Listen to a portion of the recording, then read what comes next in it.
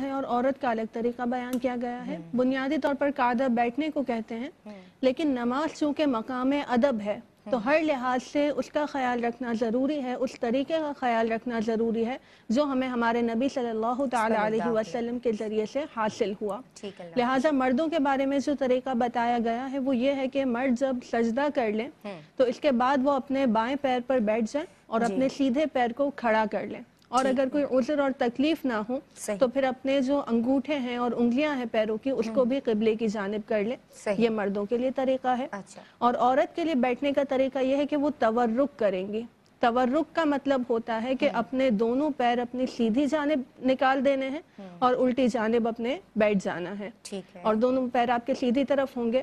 پھر ایک مشترک طریقہ یہ ہے کہ آپ کے جو دونوں ہاتھ ہیں قاعدہ کی حالت میں، چاہے مرد ہو یا عورت، وہ آپ کی رانوں پر ہوں گے۔ انگلیاں جو ہیں وہ گھٹنوں کے قریب ہوں گی۔ گھٹنوں کو پکڑنا نہیں ہے، جیسے بعض حضرات کو اس طرح میں دیکھا کہ وہ پکڑ کے بیٹھتے ہیں، تو پکڑنا نہیں ہے بلکہ بس ہاتھوں کو اپنی حالت پر چھوڑ دینا ہے۔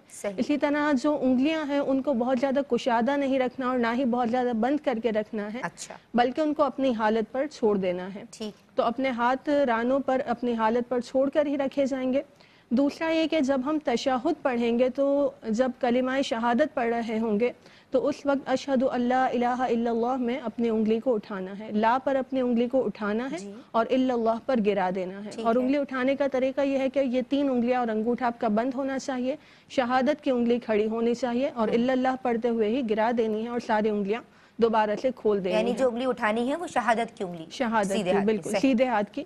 اسی طرح جب انگلی اٹھائیں گے تو اسے موو نہیں کرنا، جیسے بعض لوگ اسے ہلاتے رہتے ہیں، یہ بھی نہیں کرنا۔ اسی طرح دونوں ہاتھ کی انگلیاں نہیں اٹھانی، اور بعض لوگ یہ بھی کرتے ہیں پورا ہاتھ اٹھا لیتے ہیں، ہاں پورا ہاتھ نہیں اٹھانا۔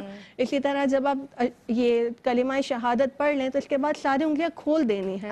بعض لوگ بند ہی رکھتے ہیں اس طریقے سے، تو اس طریقے سے نہیں رکھنا، وہ کھول دینی ہے اس کے بعد، بس شہادت کے وقت ہی اٹھانی ہے، اور جو کچھ اس میں بتایا گیا ہے اس کے پڑھنے کا خیال رکھنا ہے۔ ماشاءاللہ ناظرین، بڑی تفصیل کے ساتھ میری بہن عالمہ ہاجرہ امین نے قاعدہ کا طریقہ بیان کیا۔